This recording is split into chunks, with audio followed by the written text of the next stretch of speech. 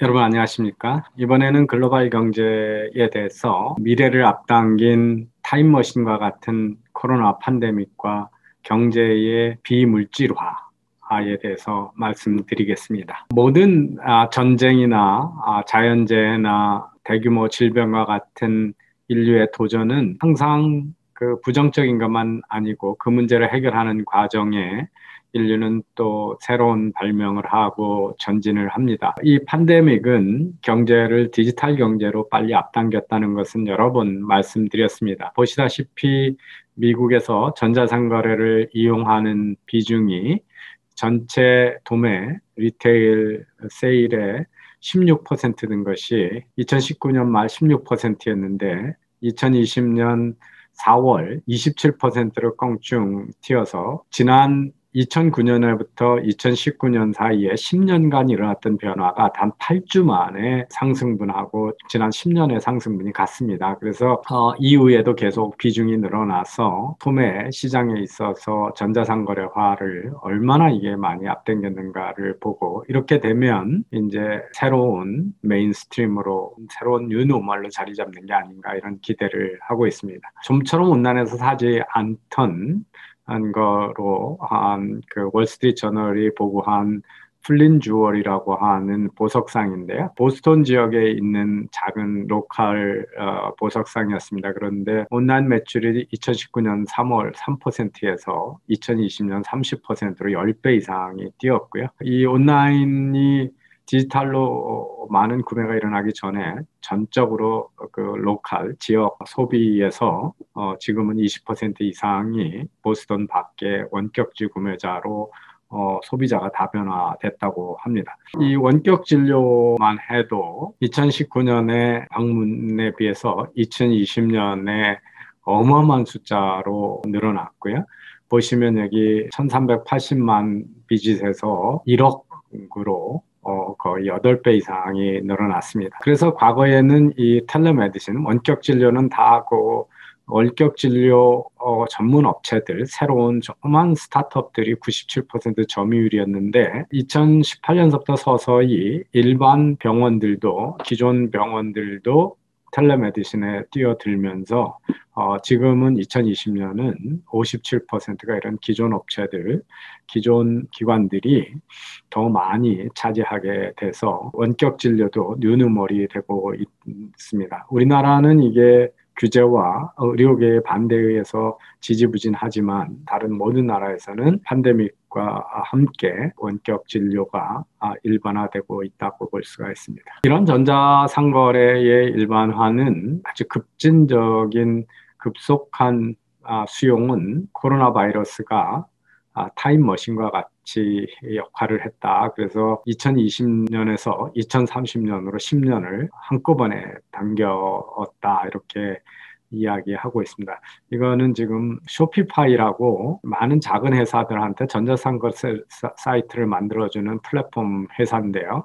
이 회사의 최고 경영자가 한 말입니다. 이 회사는 2020년 1월과 6월 사이 업체 수가 20% 이상 증가해서 지금 약 140만 개의 업체의 전자상거래 사이트를 지금 개발해서 대신 호스팅해서 운영 중에 있습니다. 많은 영세업자들은 아마존처럼 전자상거래가 되는 것이 많은 시간과 돈과 기술 능력이 필요한 것으로 오해를 해서 주저했었는데 사실은 쇼피파이 같은 데에 들어가서 활용하시면 단 하루 만에 자신의 전자상거래사를 만들고 싸게는 월 사용료 29불만 내면서부터 바로 전자상거래를 시작할 수가 있습니다. 그러면 이거 외에도 여러분 우리나라에서 이미 젊은 분들하고 이 디지털 경제에 앞서가시는 분들은 우리나라에 있는 뭐 많은 전자상거래 사이트에 입점을 하기도 하고요. 아마존에다 직접 입점을 하셔가지고 물건을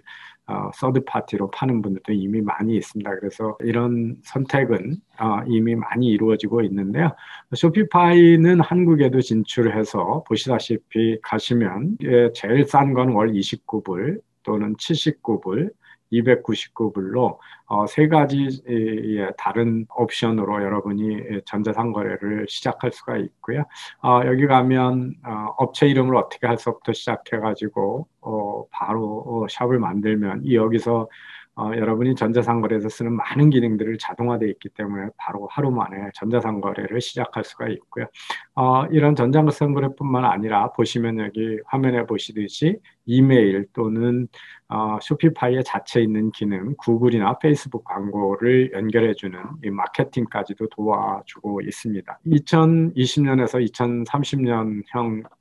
2030년형의 디지털 경제로 급속히 달려갔다, 10년을 압축해서 달려갔다라고 말씀을 드렸는데, 디지털 경제에서 지금 큰 돈을 벌고 있는 기업들은 우리가 봤듯이 바로 이 디지털 플랫폼 회사들입니다. 아마존, 에어비앤비, 카라바나라고 하는 회사, 조금 이따 제가 설명을 드리겠죠. 이런 회사들은 전자상거래 업체들이죠. 이 회사들은 다 디지털 플랫폼 회사하고 자신들은 어셋을 많이 가지고 있지 않는 그런 형태의 기업들입니다.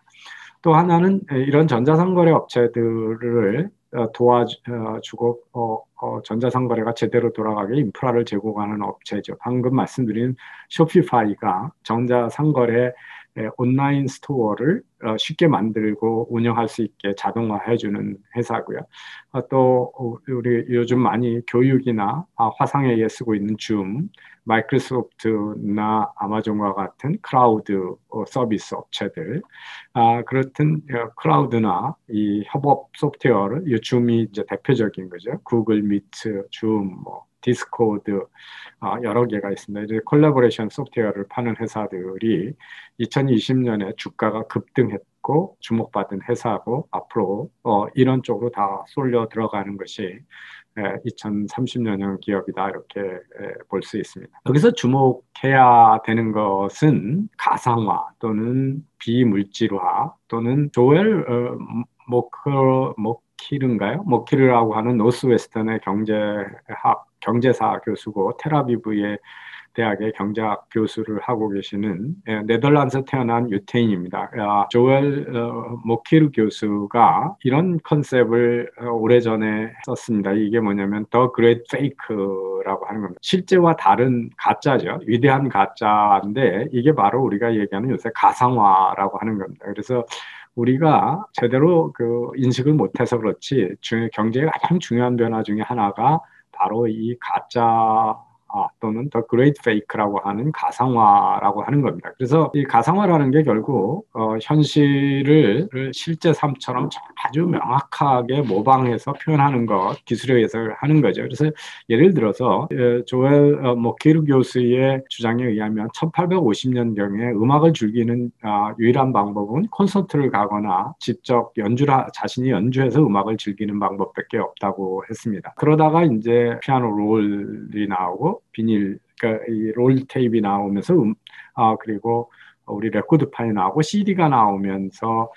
음악을 콘서트를 안 가거나 직접 연주하지 않고도 아무 어디서나 들을 수 있게 한 거죠. 이것이 물리적으로부터 점점 페이크가 만들어진 거죠. 마치 콘서트 앞에 앉아 있는 것처럼 방 안에서 들을 수 있게 만들어준 거기 때문에 바로 이런 것들이 더 그레이트 페이크라고 하는 겁니다. 이 CD가 그 다음에는 MP3 파일이 되고 스트리밍이 되면서 물리적인 요소가 다 없어져서 이제는 온라인상으로 직접 유통되는 게 됐죠. 이런 변화는 우리가 CD가나 레코드판이나 롤이 있을 때만 해도 전체 음악 산업에 유통되는 가치의 3분의 1은 바로 이 물리적 부분을 생산하거나 유통하는 업체들이 다 가져갔었다는 거죠. 하지만 지금은 모두 그런 물리적 생산을 하는 부분이 다 없어졌기 때문에 모든 가치가 무형자산을 생산하는 자들한테 가고 있다는 거죠.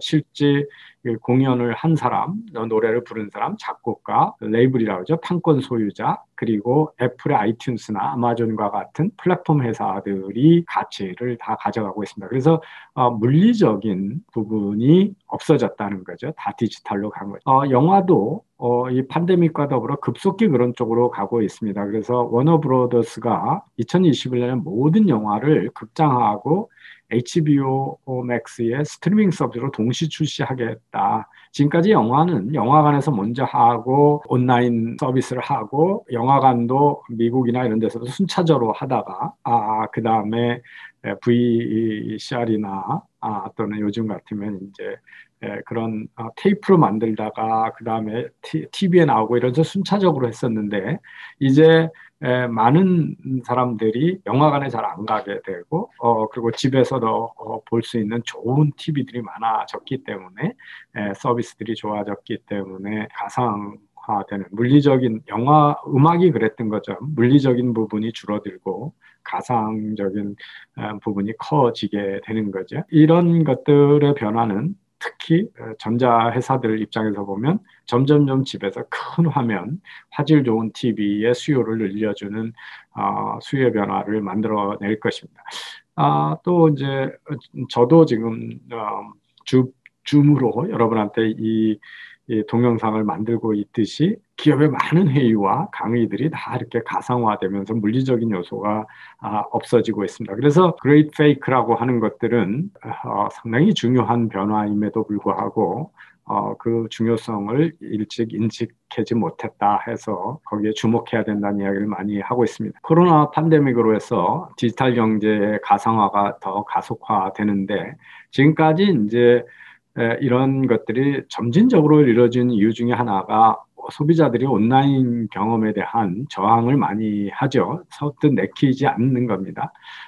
그건데 코로나 바이러스가 할 수 없이 쓰게 함으로써 쓰게 만들었고 또 점점점 온라인 경험이 많아졌기 때문에 온라인으로의 익숙해진 소비자들이 이제 더 이상 저항을 하거나 불편해하지 않는 쪽으로 가고 있는 게 한 원인이고요. 두 번째는 전자상거래 업체들이 새로운 가상화 기술을 활용해서 이 온라인 상에서 오프라인과 아주 유사한 경험을 할 수 있게끔 해주는 노력들을 많이 해왔고 그런 기술들이 지원이 됐기 때문입니다. 아마존이 책부터 시작한 이유가 오프라인 경험을 요구하는 옷이나 뭐 이런 많은 것들은 온라인에서 주기 힘들기 때문에 원래 책부터 시작을 했고 책마저도 주저할까 봐 다른 독자들의 리뷰라든지 레이팅 이런 것들을 많이 활용을 하게 하고 책도 몇 페이지를 샘플로 보여주고 뭐 이런 많은 변화를 해왔습니다.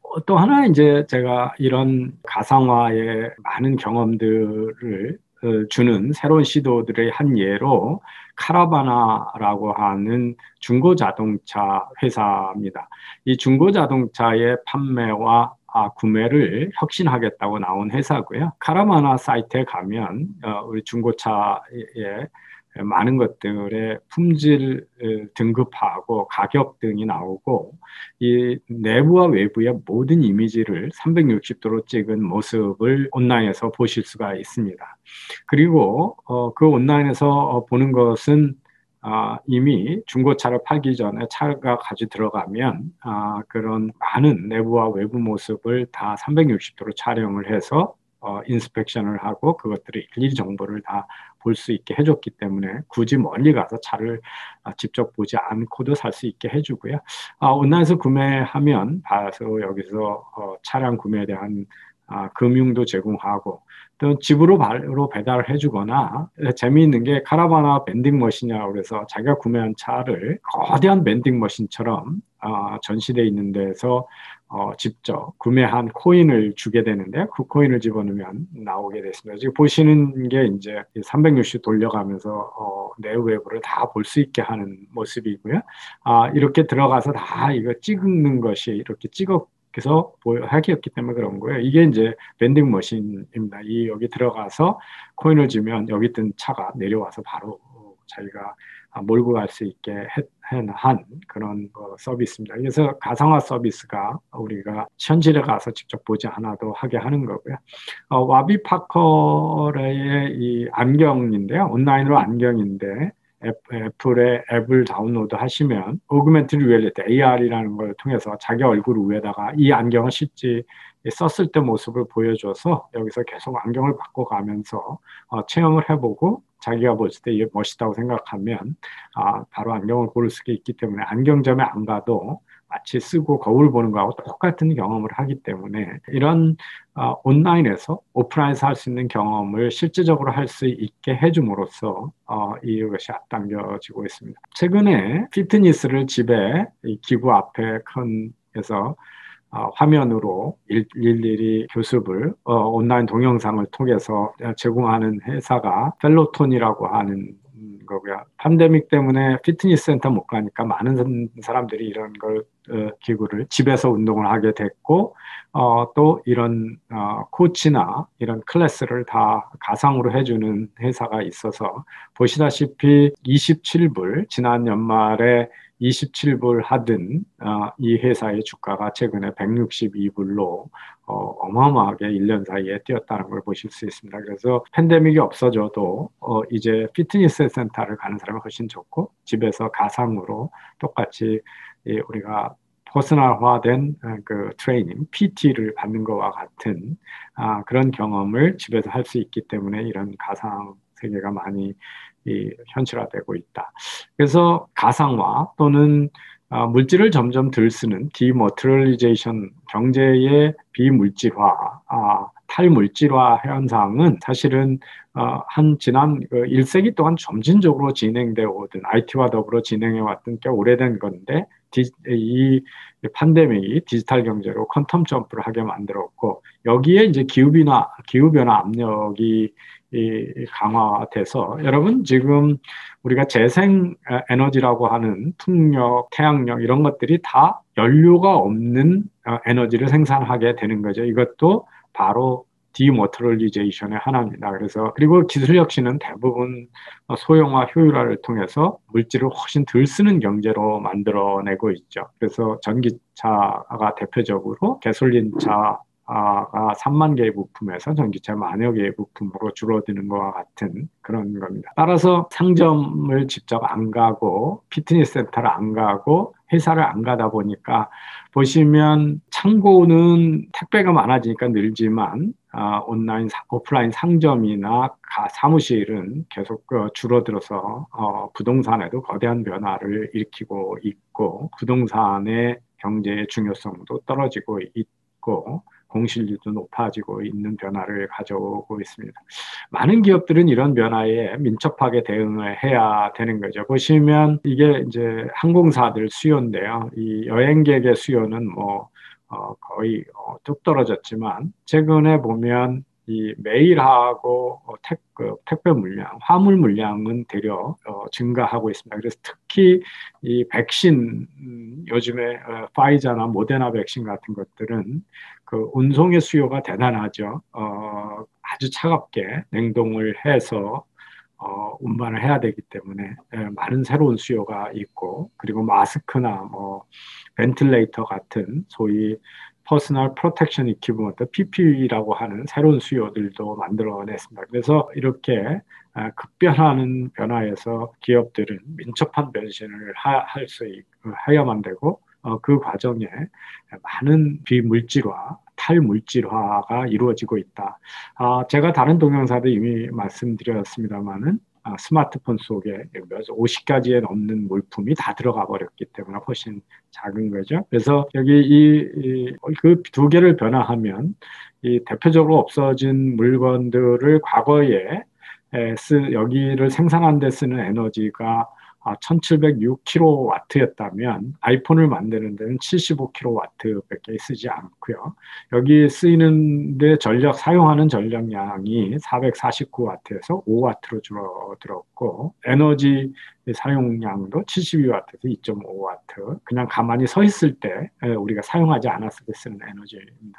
그다음에 무게도 26kg에서 0.1kg로 줄어들었습니다. 그만큼 우리는 물질을 훨씬 적게 쓰는 경제로 가고 있다는 거죠. 그리고 헥타당 곡물을 얼마나 많이 생산하는가를 61년부터 2016년까지 보여주는 겁니다. 거의 5배 정도가 늘어났습니다. 그래서 이것도 수직 농장이라든지 또 훨씬 품질 개량 이런 걸 통해서 우리가 적은 땅에서 훨씬 농약도 덜 주고 비료도 덜 주고 에너지도 덜 쓰면서 많은 양의 곡물을 생산하는 것들도 농업에서의 탈물질화 현상을 보여주고 있는 것입니다. 그래서 이 경제 탈물질화 또는 비물질화는 에 대해서 미국의 연방 페드 리저브의 그린스팬 의장이 경제 산출물이 점점 가벼워지고 있다는 말로 표현을 했습니다. 그래서 물질과 자원을 점점 덜 쓰면서 지구는 더 푸르러지고 우리는 에너지를 더 효율적으로 쓰면서 환경과 지구의 지속 가능성을 확대하는 것이 바로 기술 혁신이다 하는 거고요. 물론 이런 변화는 물질 기반으로 물질을 만들어내고 참여하던 경제는 충격 을 주고 그들은 저항할 수밖에 없습니다. 그래서 만약에 전기차 2030년이 되면 일본, 유럽들이 전부 가솔린 차를 못 팔게 하겠다는 규제를 지금 예고하고 있습니다. 그래서 최소한 하이브리드와 완전 전기차가 되는데요. 전기차 비중이 커지면 지금 가솔린 엔진의 전통적인 자동차를 만들었던 제조업체들 시장이 없어지는 거죠. 그래서 조엘 모커 교수가 기술 혁신에 정하는 이유를 한 세 가지를 들고 있습니다. 하나는 지금까지 지대 추구를 했고 그걸 통해서 권력을 갖고 있던 기득권들이 저항을 하게 된다는 거죠. 타다가 사업을 못하게 된 것도 바로 택시 업체의 기득권입니다. 전 세계에 느노말이 된 원격 진료를 못하게 하고 있는 것도 바로 지금 의료계의 기득권의 저항 때문에 그렇습니다. 이런 것들은 우리나라에서 특히 경향이 심해서 전 세계에서 수용하는 많은 디지털 혁신이 수용되지 못하고 있는 게 이제 첫 번이고요. 물론 저항을 할 때는 또 일부 사람들은 잘 의도하지 않은 사회적, 정치적 악영향에 대한 우려를 하게 되고요. 특히 유럽이 개인정보나 이런 것들을 앞세워서 사회적 악영향에 대한 패러노이드 비슷하게 디지털 기술에 대한 규제 경향이 강합니다. 세 번째는 이제 많은 기술은 사전적으로 알 수 없는 위험과 손실을 의도하지 않은 그리고 사전적으로 알 수도 없는 위험과 손실에 대해서 두려워하고 이걸 회피하게 되는 거죠. 그래서 GMO가 생태계를 파괴한다든지 백신이 자폐증을 일으킨다 이런 거. 지금 미국의 내시빌이라는 데서 차량 테러가 일어났는데 지금 미국의 일부 그 수사 당국은 5G 네트워크가 코로나 바이러스를 확대하고 있다라고 하는 음모론이 인터넷에 꽤 많습니다. 일부 의사들도 그런 걸 주장을 했던 거고 사실은 그야말로 과학적 근거가 없는 음모론인데 이것 때문에 패러노이드가 돼서 5G 중계 시설을 폭파시키려고 했던 게 아닌가 이런 의심을 받고 있습니다. 이런 여러 가지 이유로 디지털 경제로의 전환의 저항이 큰데 우리는 첫 번째 때문에 지금 전환을 못해서 많은 혁신이 거부당하고 있는 현실입니다. 1980년부터 2010년까지가 글로벌화, 그 다음에 금융자본화, 디지털화라고 하는 거대한 변화를 거쳐왔던 시대입니다. 그래서 이를 통해서 부가 많이 늘어났고 하지만 경제의 탈물질화, 가상화가 급격히 진행되고 있습니다. 이 변화를 우리가 얼마나 긍정적으로 수용할 것인가, 저항을 하고 기득권 구질서를 계속 유지하려고 할 것인가는 우리 사회의 선택이고 정부의 정치권의 정치력과 정부의 얼마나 우리가 미래지향적인 정부를 갖느냐에 따라서 달라질 겁니다. 우리는 오늘 팬데믹이 가져온 거대한 변화 중에 경제 가상화, 물질화의 변화에 대해서 오늘 알아보았습니다. 감사합니다.